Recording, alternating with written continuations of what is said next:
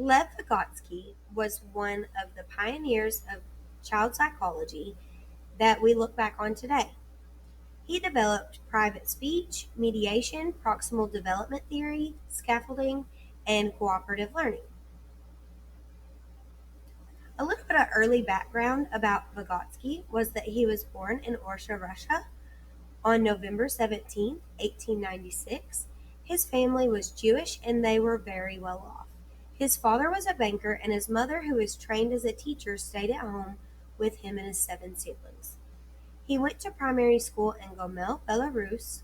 Vygotsky studied at Moscow State University and earned a law degree. While he was there, he studied sociology, linguistics, psychology, and philosophy. And that is what fostered his love for psychology and what kind of boosted him into the field of psychology. In 1917, after completing his law degree, Vygotsky moved back to Gomel to teach. In 1924, he presented at the Psychoneurological Conference in Leningrad and was invited to be a fellow at the Psychological Institute of Moscow. Vygotsky, during his time at the institute, lived in the basement of the institute. He then wrote his dissertation on the psychology of art. He went on to create the Laboratory of Psychology for Abnormal Childhood in Moscow. Vygotsky went to London in 1925, and when he returned, he became sick with tuberculosis, but recovered from the illness. It did take him about a year until 1926 to return to work. During the time that he was sick, two of his essays were published that he wrote while he was in London. They were Consciousness as a Problem in the Psychology of Behavior and Educational Psychology.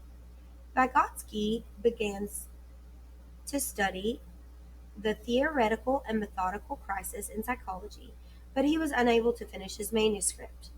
It was later published years after death. He was married to Rosa Smekhova and died at the young age of 37 due to tuberculosis.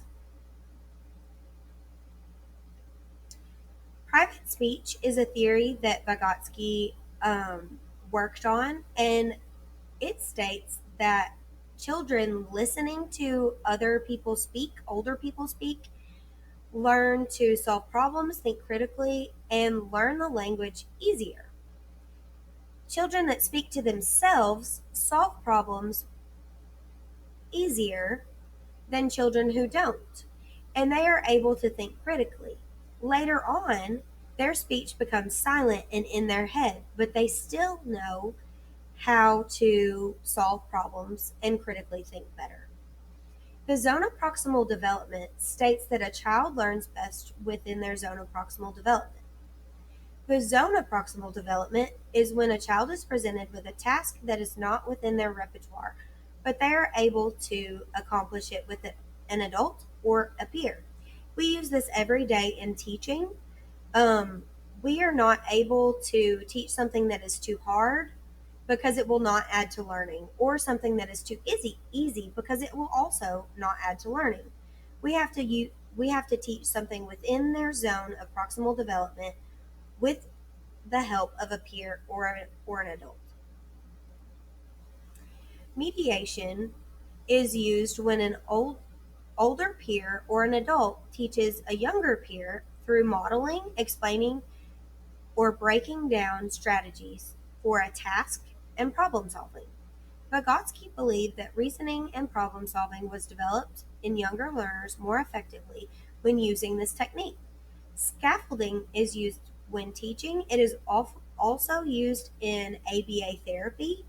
Um, Scaffolding is when you are fading prompts as the learner gets older and gets more independent.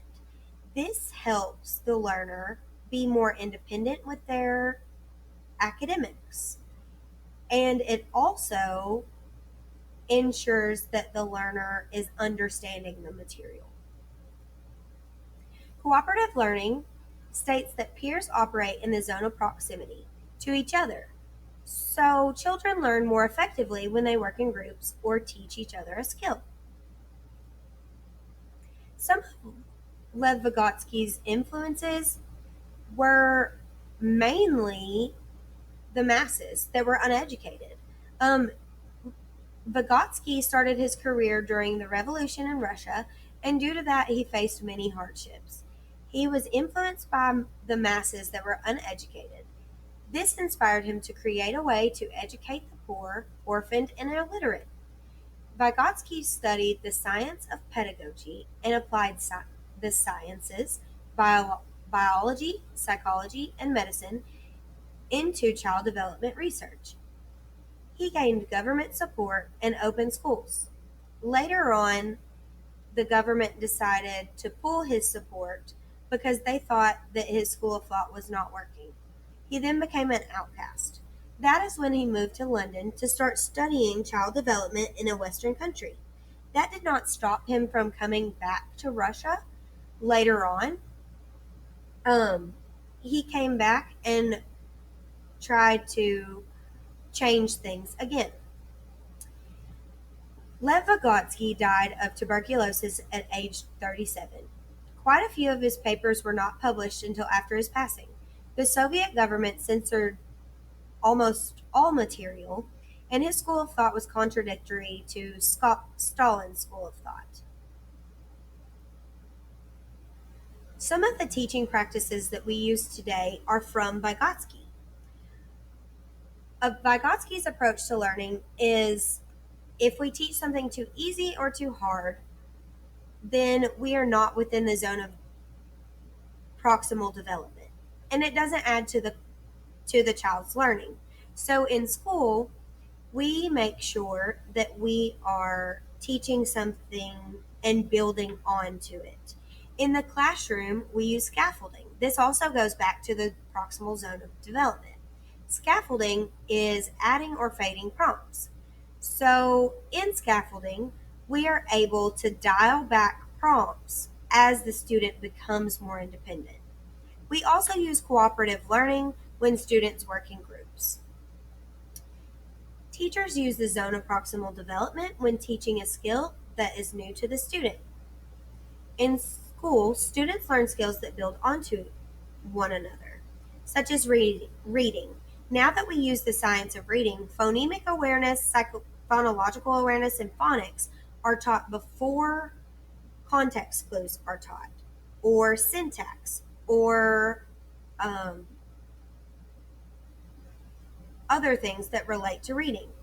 Also, in math, we cannot learn to add before we learn to subtract. We can't learn to divide before we learn to multiply. It's the same with brushing our teeth.